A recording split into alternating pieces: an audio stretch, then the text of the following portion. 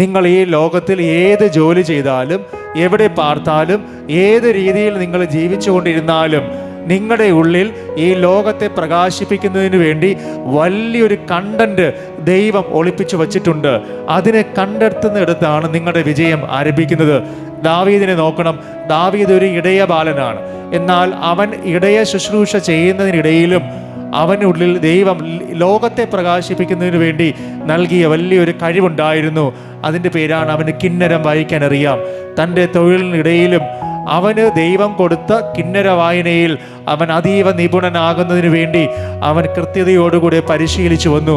ഈ പരിശീലനത്തിൻ്റെ ഫലമെന്നത് ദാവീദ് കിന്നരം വായിച്ചാൽ ദുരാത്മാക്കൾ ഇറങ്ങിപ്പോകത്തക്ക രീതിയിൽ അവന് ദൈവം കൊടുത്ത കിന്നര വായനയെ പരിശുദ്ധാത്മാവിൻ്റെ അഭിഷേകത്താൽ ദൈവം നിറയ്ക്കുകയാണ്. അവൻ എവിടെ പോയാലും അവനൊരു വെളിച്ചമായി മാറുകയാണ്.